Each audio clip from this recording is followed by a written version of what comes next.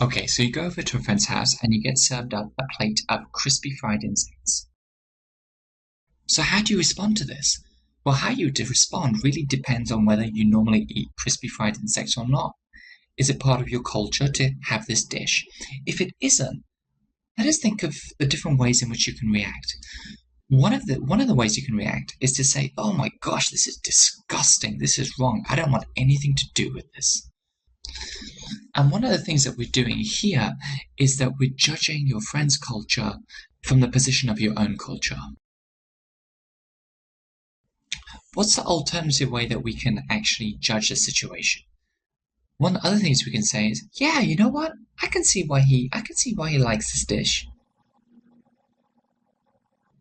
It might not be for me, but I can see why he likes it." And what are we doing here? We are actually, again, assessing and judging our friend's culture, but from a different viewpoint. We're judging and understanding their culture from within their culture. And these different perspectives that I've outlined, that's why I drew this semicircle that you could see here, because really how we view these fried insects, how we view them is down to our own, the kind of cultural perspective that we take. And these different cultural perspectives actually have their own terms. So one term that I want, if we're going to judge another person's culture from our own culture and really to say things like, this is disgusting, this is right, or this is wrong, whether it's to do with food, religion, politics, any customs or rituals or anything else, what we're doing is we're becoming very ethnocentric. And what being ethnocentric means is that we are really judging our own culture to be superior to that of others. On the opposite side, as we start to look at cultural events, whether it's the food or any other cultural event or cultural phenomenon, from a perspective of the other person's culture, we start to move into the concept of cultural relativism. And what cultural relativism means is that there's no absolute right or wrong, but we have different cultures who are themselves valid. Cultural relativism can somewhat falter if someone uses it to conduct activities that really violate the rights and dignity of our fellow human beings, no matter what culture they are in or from. So that's something important for us to also consider. Now, based on our insect dish, I want to talk to you a little bit about groups. And what I want to do is talk to you about groups by mentioning how we, by splitting up. I want to talk to you about groups and how groups are formed. So let us take this first group over here, and this group will think that insects are pests and they're not to be eaten. So let's draw a few different people that could be part of this group.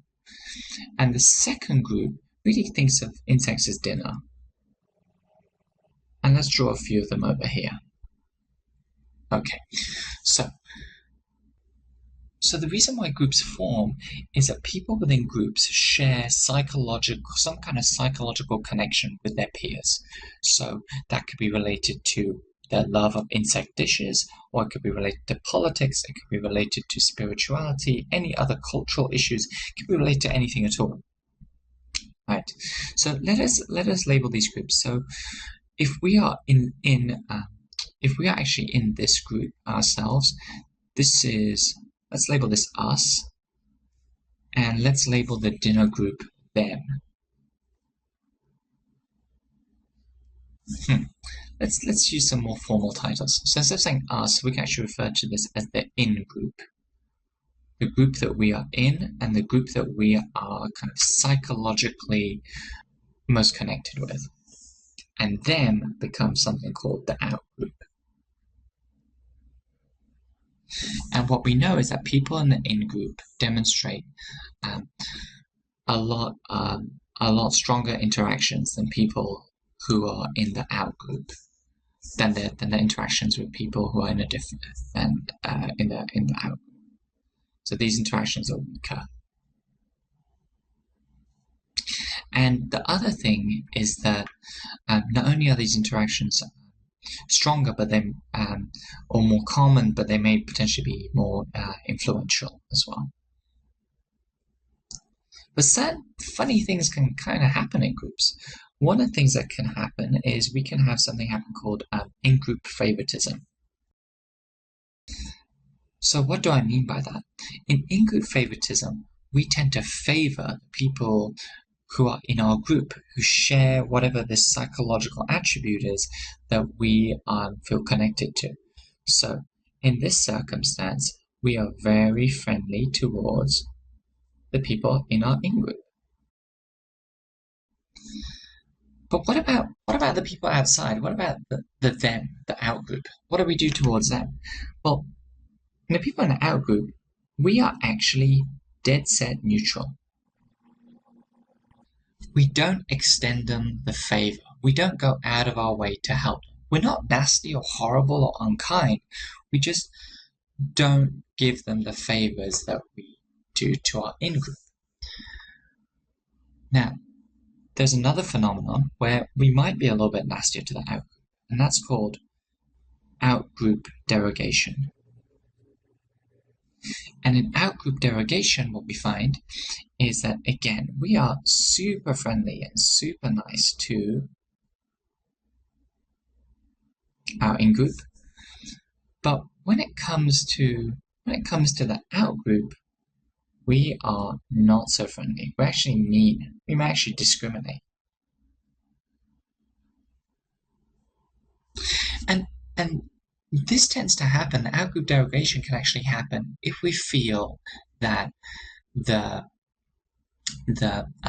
out-group is in some way threatening to undermine or stop our in-group from achieving success. And one last thing I wanted to mention is the idea of group polarization.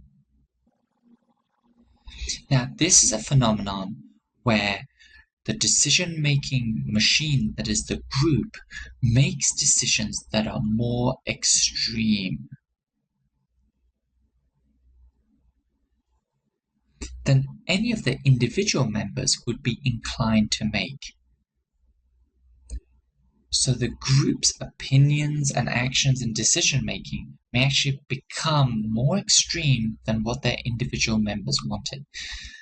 This can effectively turbocharge any of these other processes that are going on, and also turbocharge the group's viewpoints. For example, if the group thinks insects are pests, are they going to set up a fumigation society for the local neighborhood? I mean, I'm saying that in jest, but, I hope the point is made.